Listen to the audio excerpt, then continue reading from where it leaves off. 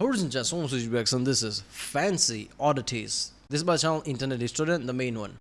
Yes, this is another fancy video. He made multiple of them. I don't know like where in the list are we. I'm pretty sure we're closing in, right? He made multiple already. But yeah, sometimes it feels like some topics that are main channel ones should be secondary ones should be main, but that's not how it works, right? It depends on how we researched it. Even a topic feels like a subcategory of the things he already talked about in secondary one, but it's like how much he researched on it and how detailed he went with it. So it's based on scripts. While secondary channel, he usually goes like just like right through the list or something. While this is gonna be like more detailed and things. So it's gonna be interesting. Let's do this one.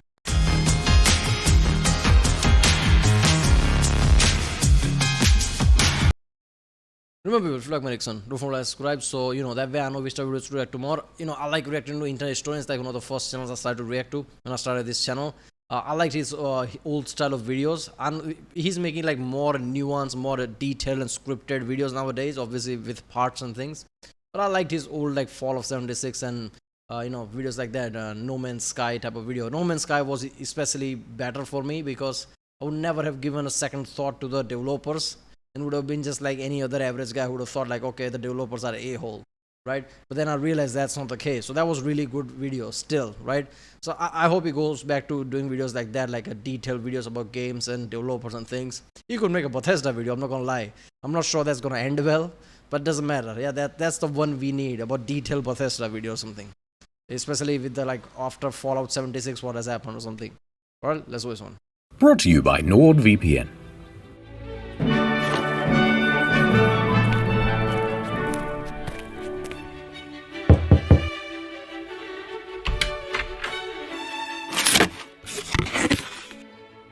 Oh, it's you.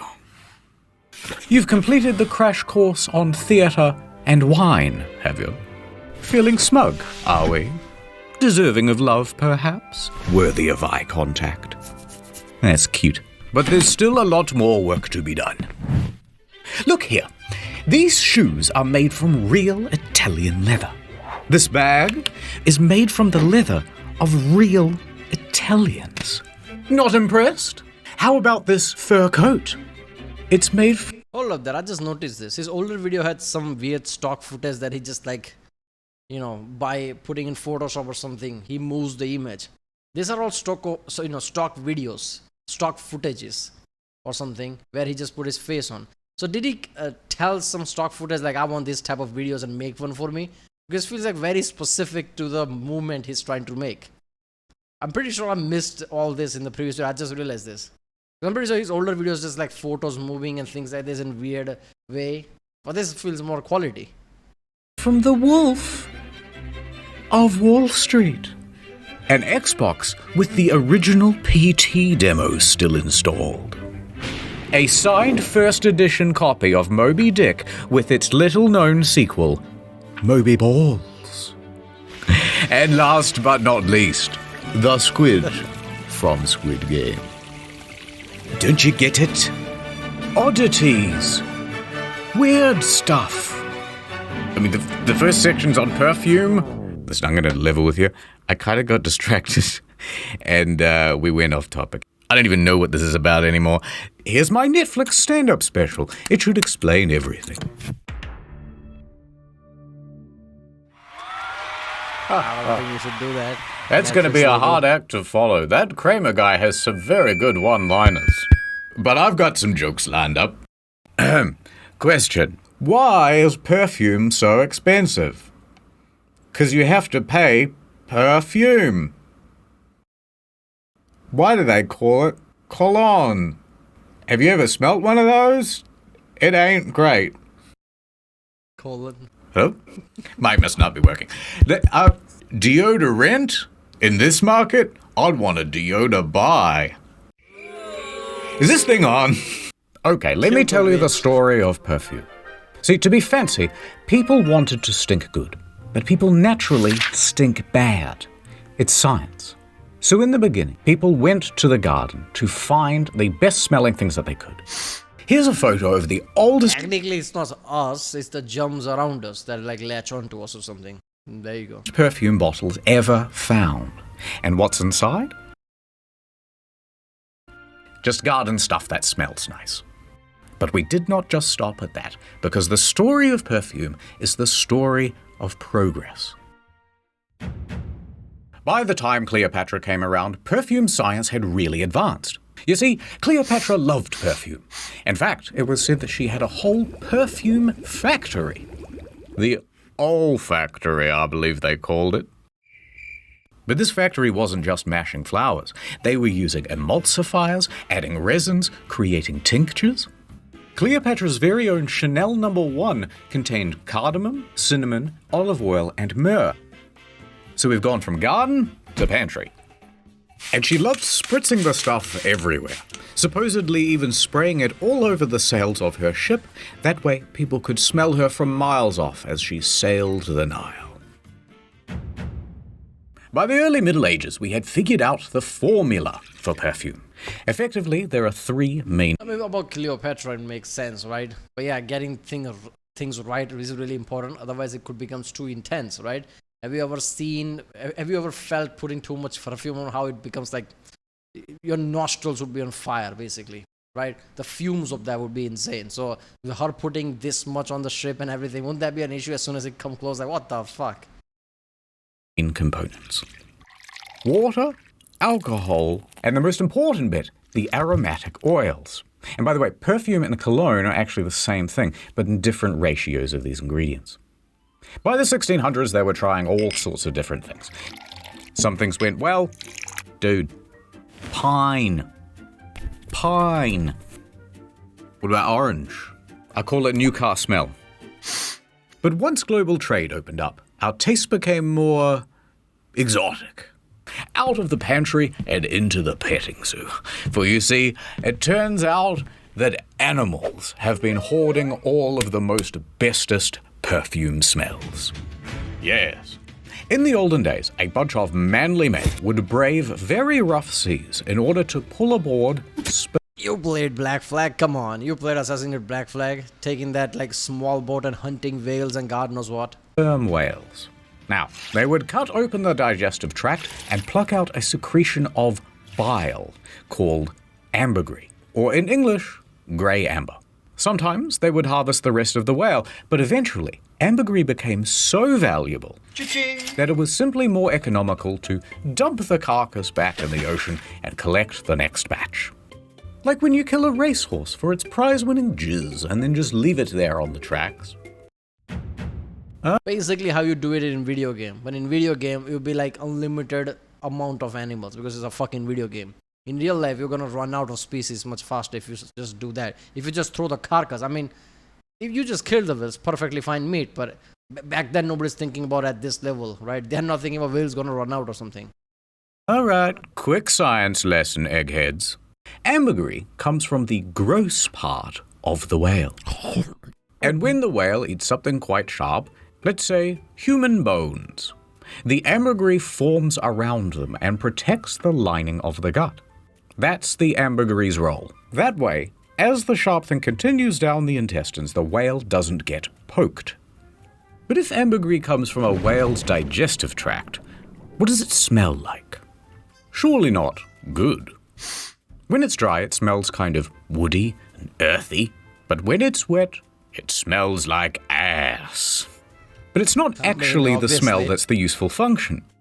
Ambergris is a fixative, so what it does is heighten and bring out the scent of other things.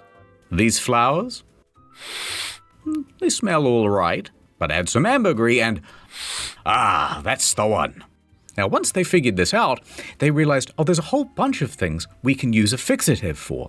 And they got quite gross with it. They added it to food. Just a touch. Hell no. No, you just add basically something that smells like shit, basically comes from the same region into the food. Smell thing, I get it, like it just like suppress everything, just like amplifies or whatever it does.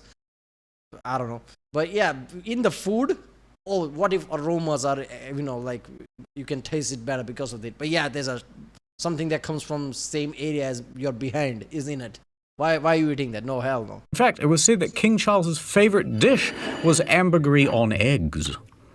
But they didn't stop there. They added it to rum, they added it to coffee, they added it to cigarettes and smoked it, and they used it as an aphrodisiac. Now, some people will say that the whale is a mammal, but that's not strictly true. It is in fact a fish. Just look at the tail. And you may have also heard that there are a lot fewer of them these days, which, although a relief because their absence helps offset the sea level change, climate, whatever, we were worried that we might run out. So we said no more hunting whales for ambergris. But did that stop the perfumers? No. They immediately asked, hey, do you think there are any other animals that smell kind of weird? Yes. Turns out the musk deer has some potential. Now, we hunt the male musk deer specifically because it has a particular gland called a musk pod, which, when dried out, looks like this. And it uses it to mark its territory and attract mates. Now, don't worry. Unlike ambergris, this doesn't smell like ass. Instead, it smells like ammonia and piss. And you just can't get a smell like that at home. So we started hunting them to the point where they were a protected species. So the authorities said, you have to find a different animal. So from there they moved on to hyrax feces. One of the most feared and dangerous animals in all of Africa. And it was the inspiration for the original Lynx Africa smell. Now, their feces, when dried, is called hyracium, or Africa stone. But it's not just these ones, they have other stones in Africa. Come on, guys. Now, the smell is fairly similar to deer musk, but unlike the deer, the hyrax doesn't need to be killed or disturbed for their feces. They're just giving it away. In fact, hyrax even have a communal toilet, which is used for generations, which makes it very easy to collect up all the good stuff. But it's not just the hyrax, I've got other animals. Remember those civets from the virus videos? Oh my god. See, some things are essential, some things are not. When you see things like this, it's like, okay, even alien is looking this like, why you collecting animal shit just so you can like add it to some kind of perfume or something, or even to food apparently, because I'm pretty sure that's gonna do that as well. Why the fuck not? Yeah, we humans are sometimes very weird. Wait, don't wash that thing's anus. Mom, get the bottle. Turns out it's the anal gland of the civet that's actually the important smelling bit. Who's figuring this out? Why don't they use the good parts of the animal?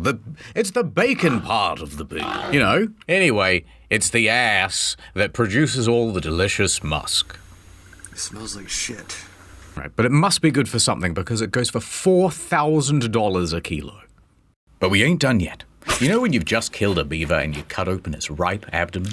Well, the reason it smells so good is because of a little gland called the castor sac, which makes a yellowy scum-like substance called castoreum. And it is used to waterproof the beaver's fur coat and also mark its territory. It is also very fragrant. And you know what that means. If it smells, it sells. And in this case, castoreum is more kind of leathery, with smoky hints of vanilla. But unfortunately today, you're not allowed to harvest the beaver. They're walking around very smugly, just like the other protected animals. But you know what? We don't need them, because we have a synthetic version of castoreum now, and it's just as good. And you know what? We've got a synthetic for the whale, the deer, and the civet now. And they're used in lots of mainstream perfumes. Modern day, we've got a synthetic version of practically everything. And even... It's not just synthetic era, it's like a science era. We are at a point we don't need the original thing. We can just create something. GMO is one thing that people just lost their shit about, even though there's not much reason to. But yeah, there's like... We can create synthetic anything. We don't need the original source, which is like kind of better for the environment in itself. Even better, the advancement of synthetics has opened up a huge range of smells that were never possible to distill or capture before. And the result is some very silly perfumes. You know that bacon bit of the pig? We got that now. Windex smelling, pretty much anything you can think of really, someone has created a fragrance of it. In some instances, we're even beating nature herself. For example, you know those roses that you get at the florist? And then people go, these smell beautiful. But actually, those roses are not bred to smell good. They're so specialized for good looks, longevity, and disease resistance that they've practically altogether lost their smell. So often what the florist will do is add an additional scent to the flower post-picking. And typically a synthetic rose perfume is used because it lasts longer and doesn't dry out the flower. Yep, we're just that good. And what's the future for perfumes? Well, I don't know. Yeah, with that good flower that used to smell good for millennia and more. Yeah, we specifically made it so it doesn't smell good, just so it can look good, and add top of the synthetic smell. There you go. Now you have something as same as the nature made it. We came full circle there. Isn't that improvement? Isn't that improvement? But what I do know is it's going to involve some comedy gold. Anyway, where was I? Oh yeah, my wife asked me for Chanel number 5, and I was like, not right now. I'm watching the football. Channel number 5. On the television. You know what? I am gonna say it. If it's good enough for Kramer, it's good enough for me. Ad time. This Christmas, she works in the big city. Busy professional, my career, this and that. But she's going home for Christmas. Small towns are the worst. I'm a big city career gal. Oh my god, are you okay? I am now. And she's about to learn the meaning of Nordmas. The most VPNist time of year with a 30-day money-back guarantee if you go to nordvpn.com/internethistorian. Ha ha ha ha ha. Soon I will have installed public Wi-Fi in all of Nordville, and once they use it, their private data will be exposed. Governor Craven's got this town by the baubles, and I can't believe that big city company you work for works with him. Come on, we have to put up the Nordmas lights for the big Nordmas festival. What? Let's go ice skating. What? He's so cute, but I'm a city girl. Girl, you sound like you're in love. I thought I knew what Nordmas meant, but it means nothing without you. It's like the end of March. It's always Nordmas time of year with Nord's huge discount on a 2-year plan. Use the URL, nordvpn.com/internetstory for a 30-day money-back guarantee. It's the best VPN in town. Now I love small town, and I'm in love with Nordman, but I can't leave behind big city Korea. True love and a really good VPN don't come around too much. You gotta take a chance. Boss, I don't care about making partner at the firm anymore. I've found my new home. Big public Wi-Fi is spreading across the city. Nordmas will be ruined. Ho, ho, ho. Okay, somebody needs to really dissect every single ad that he made. Is there a message there? Is there a vision into his interested psyche? Because it feels like there must be something there with all these detail specific ads. Need a hand? How are we gonna stop him, Nordman? With this Nord-themed brick. I love you, Nordman. And I love you, big city woman. Let's go home and watch the international Netflix catalog. It's a Nordmas miracle! Go to nordvpn.com/internethistorian to get a huge deal on a 2-year plan plus 4 bonus Nordmas months. Ad's over. You know, that ad makes me think about the time I nearly had a wife. Feels like a lifetime ago now. I was in Japan, living the digital nomad lifestyle. I had a startup selling seashells down by the seashore. But I broke the one rule of being a digital nomad. I got mad. Digitally. And that's when I saw her. It was love at first sight. I remember her laugh. Her touch. Every morning, breakfast in bed. But the truth was, I had no money. We couldn't live on love alone. So I left. I sought out.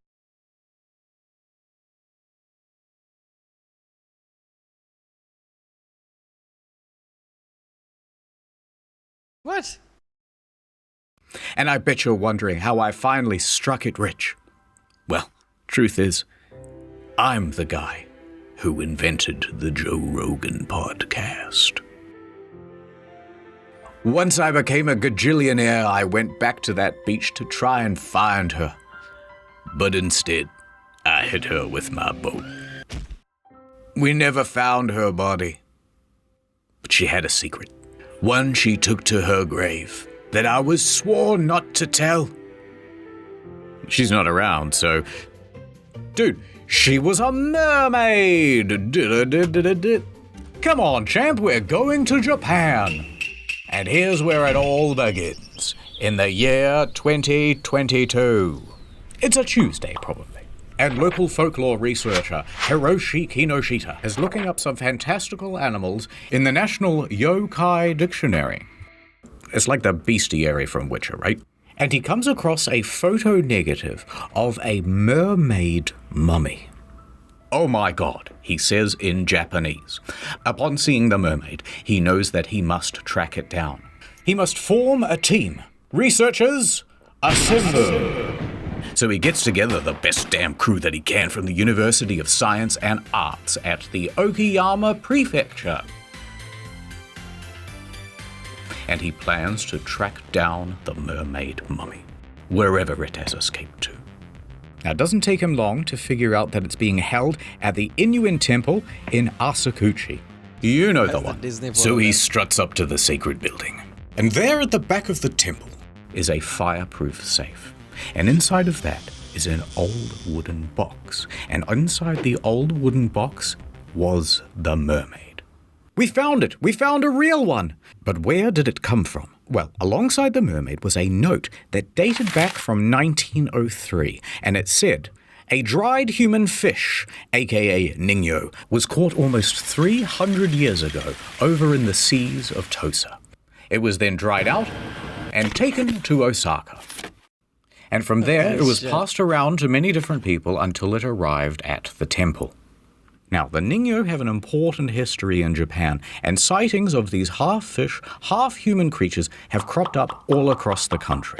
Kinoshita himself had personally tracked down 13 of them all across Japan, usually kept in museums and temples. However, what you might not know is that traditionally they have been associated with bad omens. Aye. And everyone knows the infamous tale of Yao Bikuni. But I'll recite it to you just in case. So the story is that one day, a poor fisherman catches the biggest fish of his life.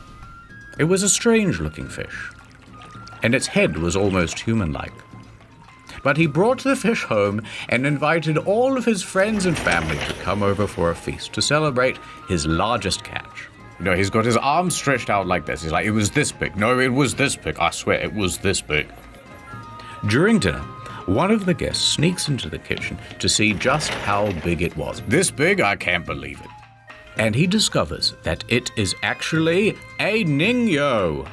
Oh no, he says in perfect Japanese. Now he quickly warns the other guests, don't eat it. And he warns them just in time. Teishi! They've got their fork like right up to their mouth. Teishi eating that. Teishi, don't do it. They throw all their food away. Let's just have some rice and drink the night away. Okay, so they do. And they have a lovely evening. However, one very dishonorable guest decided to sneak a bit of the meat out of the trash and put it in his pocket. He then goes home drunk and falls asleep. He didn't eat it. But when he woke up the next morning, he checks his pockets and... no! The delicious fish piece is gone. Turns out, in the night, his daughter had been rummaging around in his pockets looking for treasure, and she found the meat from his pocket. And she was such a greedy guts that she decided to eat it then and there. The father was terrified for his daughter, but she didn't seem to be sick. Do you feel weird at all? And he's shaking her. He decided not to tell her anything.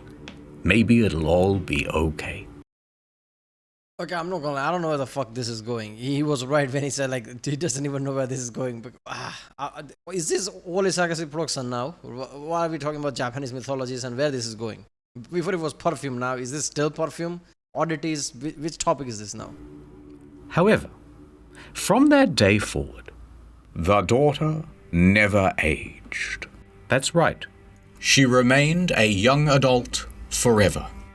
She eventually went on to marry, but as her husband got older, she stayed the same age. Eventually her father got old and died, and soon enough did her husband too. Everyone she ever knew was getting older and dying, but she remained the same age. She was immortal. Eventually, at age 120, she decided to shave her head and become a Japanese nun. She traveled the country, planting trees as she went, and she did this for 800 years. But eventually, she grew tired. You know what? I'm tired of living. She entered a cave in her hometown of Obama, and she was determined to never come out again. She begged and prayed for the curse to end, but it never did. She sat in that. Yeah, at least half of the American who watched this video is like, nah, something's not right. Yeah, everything's wrong about this. It's an Obama town. It can never be something good. There you go. That cave for so long that she turned to stone. And today, at the Kuinji Temple in Obama, remains the cave that Yao Bakuni entered. People have been into that cave to check whether she's still in there, but nothing was found. However, a stone statue of her resides at the entrance. And colloquially, it is called the Barack Obama. So we're back with Hiroshi. He asked the Inuin temple if he could borrow the Nino. Look, let me do a little CT scan on it, right? And they agreed. Hiroshi hands the Nino to a team of scientists and they get to work. They do their tests. Beep, beep, boop. Control plus scan on the keyboard. And here are the results. It's stage 4 cancer. I'm so sorry. No, but really, turns out the Nino dates back to the 1800s. The note that said it was from the 1700s was wrong. Its body is made from cloth and cotton, wrapped in pufferfish skin. The tail was made from a croaker. I don't know what that is. Can we show that on the screen? With the mouth of a different fish and the hair of a mammal. And they can see that there's a metal nail in its back. Oh my god, it's invented tools. The forensic analysis and the construction materials in its back did cast some doubt over its authenticity. But you gotta believe in something, damn it. As promised, the Nino was returned to the Inuin temple. Pikachu face. I mean, what? That's not real? That's not real evidence of mermaids? Come on. Where it still lives today. But where, oh where, did my mermaid go? It's her! You're back! You know what, I kind of missed you. And what the hell is that? Daddy.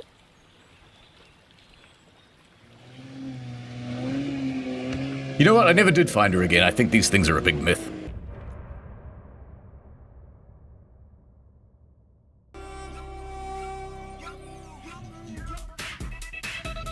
We're here on the ancient streets of Cairo, and there is Okay, seriously, this is about fancy as it's like art related things, right? What does mermaid has to do with this? I mean, I guess he did say in the start, like, I don't know where this is going or something. But yeah, this is in the start of the video I said like it's more research and more nuanced than the secondary channel, but then he just like goes off the rails, okay? At the start, like perfume, that makes sense. Art, fine, perfume, but okay. our destination. In these triangles, the greatest luxury that all the elites crave. Oh god, no, not that. The second most thing that mummies. You can find them in these tombs, and there's only ever like one dude guarding them. But before we take, we must understand. Mummification started over 5,000 years ago, and they were first discovered by the Europeans in the 15th century. But the legend goes the locals knew about them even earlier than that. It's an elaborate process, but essentially shit. you're drying the person out, turning them into a human salami.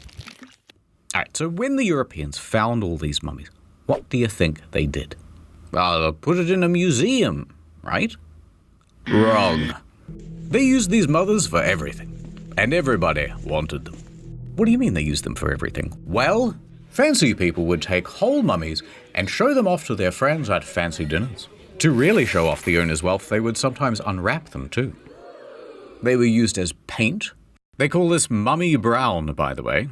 They were Look at that, look at what we're, let's unwrap that thing. It's like a gift, isn't it? Like, there you go. It's like a dead body from thousands of years ago. There you go. It's like, what the fuck? I get it, like, rich people flexing, but this is insane. Like, there's a limit. Like, okay, that's a dead body. Let's just chill out, right? Steve from the distance. Put it in some museum. At least I understand that, but what the fuck? Rich people literally just, let me unwrap that. Let's see it. What the fuck? used as fertilizer. Oh man, talk about supercharging your soil. They were even consumed. Don't mind if I do. No, not like this. By grinding them up into powder and taking them like a herbal supplement, which they called mumia. But with such high demand for your mum, after a while, they began to rot. What the fuck? Why can't, wow. Isn't there an issue with consuming? What the fuck? Oh, I hate that. First of all, that stock footage thing, I hope that's not real or something, but that just panicked me. Oh my god. Out of stock. Uh-oh. They were becoming rarer and rarer to find. They were being gobbled off the face of the earth. So the authorities passed a bunch of laws to protect mummies from becoming altogether extinct. These are the last two of their species, and they're both male, but they won't mate. No. But the mummy is much like the Tasmanian tiger. Every once in a while, one will just kinda show up and prove that they're not altogether extinct. Open the door. The year 2013. The location, Diefels in northwest Germany. We are at the Kettler household, owned by grandfather Kettler, who is now dead. But he had a son, Lutz Kettler, and Lutz Kettler also had a son, Alexander Kettler, and they are both there at the house. After a rainy day, there was a leak in the roof. So 10-year-old Kettler gets up into the attic to explore.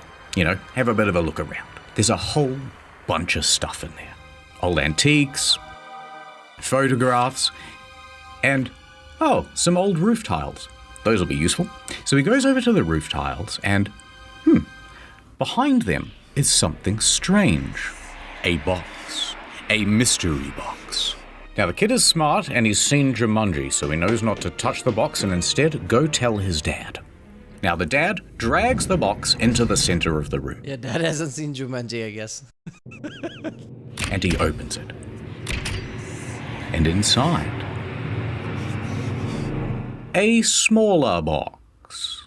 But it's very curious because it is covered in hieroglyphs. So Lutz crosses his fingers, hoping nothing supernatural will happen. And he opens the inner box. Inside is a mummy. Oh my god. But there's more. There's also two smaller boxes. One contained a death mask, and the other a canopic jar. Alright, so he might have a dead body in the house now. So naturally, he calls the authorities. The police show up and ask some questions. Lutz then explains a little bit of backstory. He remembers that in the 1950s, his father went to Derna in Libya. There, he acquired a chest and had it shipped back home. He remembers a conversation about it, but grandfather Kettler insisted that it was a replica. Das ist ein Replika, son. Not a real mummified person. Now, at this point, the police did not think it was a real body, but it was worth getting it scanned just in case. So he loaded it up in his station wagon, and off he went to the Berlin Archaeological Institute. Now, they agreed to do a scan, and so they're fiddling with buttons and dials and stuff, and it's fake, right? It's fake? Well, here's where things get a little more dramatic. Results inconclusive. There is a fully formed skeleton here. Now that is unusual for a fake. Often a fake will just be shaped like a person, then filled with sticks and cloth and rubbish. However, it got even stranger. they found that all of the bones were wrapped in some sort of metal plating or foil. Next, they looked at the skull, and that's where things were the most odd. It was very realistic. Its teeth had roots. Its form was more intricate than the typical fake. It also had a laurel, but even more notably, there was an arrowhead lodged in the eye socket. Now that is very unusual for a fake. Hold on, I got more evidence to do. So they're doing more tests and stuff. All right, we've carbon tested the linen wraps. What's the verdict? Well, those are from the 1900s. Now the plot is thickening. We have a supposed fake mummy, but with a very realistic skull, perhaps murdered by an arrow to the head and bandages that date to the modern day. That presents a new problem because No, really. It's just like somebody killed somebody and just like shaped into mummy so nobody would ask questions. it's not unheard of for people to do a murder in the modern day and then cover things up by disguising the body as an ancient artifact. For example, in the year 2000, there was a man who claimed he found the mummy of an ancient Persian princess, the daughter of Xerxes. However, when they examined the body, they found it was, in fact, a potential murder victim from 1996 who died from bludgeoning. All right, so the police now actually have to get involved, and it's about to get even more complicated. So they confiscate the body and they do their own tests, and the results this time say, nope, this thing is 2,000 years old. It's not fake at all. It's ancient. What? What? So eventually the experts all get together and go, okay, this is dumb. Let's take it to Epping. Is it? So somebody actually found a mummy out, sawed some mummy, panicked and wrapped it into like, is this Mr. Bean level of shit? Somebody actually found out mummy, destroyed it somehow, the linen around it. So they wrapped it with a 19th century linen and just like put it back. Oh, this is fake. I don't know what you're talking about. Dorf University and have it properly tested, and not just tested, crack the thing open like a delicious Kinder Surprise. So this new set of experts gets to work, and when they open up the mummy... Alright, remember how we said that the bones were covered in a special type of foil or metal plating? Well, it turns out the scientists didn't quite get that right. Instead, the bones were sprayed with a metallic chemical that prevented X-rays from going through. The bones were made from plastic. Or at least, the body was. Turns out, the skull is real. Yes, a real skull, and not from an ancient mummy, but from a 20th century man. However, it was not a murder. This skull is from a cadaver, and it was medically prepared for educational purposes. And what about that arrowhead? Well, it turns out that that's from a children's toy. Someone just popped that in the eye socket as a joke. So finally, the mystery was solved. It's just a plastic skeleton with a real dead guy's head put on it. Wait, how does that solve? Yeah, I want a replica. Okay, I'll tell you what. What I have lying around. Oh, there's a like plastic skeleton. That is a real skull, but it's just like, okay, it's fine for the children and whatever. Fuck it, let's just like put it together, metallic paint. So somebody x-rays it and they get confused and wrap it around. What the fuck? The mystery. Anyway, so Lutz was satisfied that the whole thing was fake and not a murder victim. Oh, let's put that back in the attic, he said very Germanly. But then, eine Bitte? Was ist das? He says. Another box? The Book of the Dead? Well, that sounds like a fun read. So Lutz starts reading the ancient Egyptian out loud.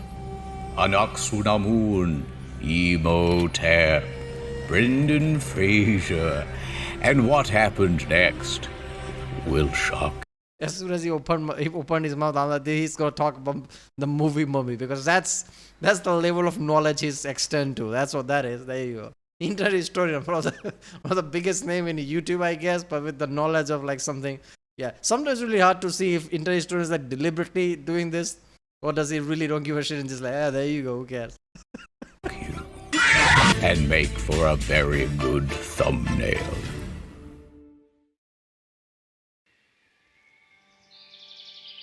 Hey there, champ. You're probably wondering why I'm out here on this park bench. No, really. Sometimes I just come to see the autumn leaves. Winter will be here soon. Dust in the wind. Truth is, sport, I have a highly contagious respiratory disease. I won't be around much longer. Dust in the wind. I'm like Willy Wonka from that movie. And you're like that ugly kid from the Willy Wonka movie who gets all his stuff. Or the Oompa Loompa, I don't know, I haven't seen it. The point is you're so close to being fancy. I can feel it. There's just one lesson left to learn.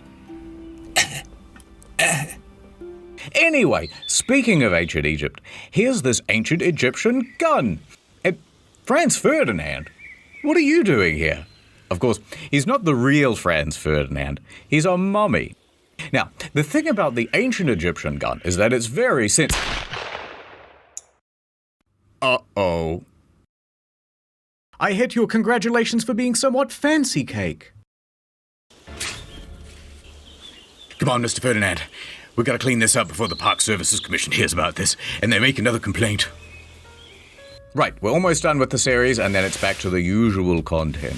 So in case you missed it, there's also Drinking on Incognito, a new story mode out next week. And if you like fancy, that's great. But if you don't like fancy, don't worry, it's not forever. Goodbye. Ooh. Okay, there you go. Alright, so the mermaid thing was off. Okay, I guess the mummy thing makes sense. Fancy. Oh, rich people do that, right? Oh, you have this, you have that. I have a mummy with me in my museum or some shit. Sure, part of fancy in that way. So perfume, I guess, mummy riches or whatever the fuck that was. And mermaid for some reason with Japanese folklore. So that was the 3 topics of this one. The more I learn about things like this, the more I just like, what the fuck is wrong with humans, right? They'll just eat anything, right? That, animal behind that basically they put into perfume, they also put into food. Of course, why not? The mummy thing, I hope that's not real. Where people just like, again, consume it somewhere. That's a dead body. What the fuck is wrong with you? Okay. What surprised me that back then, Victorian times, like, okay, colonialism, people didn't give a shit. But nowadays, I'm sure, like, there must be some rules and regulations from Egypt. Like, okay, this is our heritage and things. You can't just take the mummy or something. I don't know. It's fucked up. But I can see, like, some corrupt government and dictator coming in power and just, like, giving it away for the money to rich people. But yeah. Right, well, that was fancy oddities by China Internet Story. If you like my videos, don't forget to subscribe, and I'll see you next time.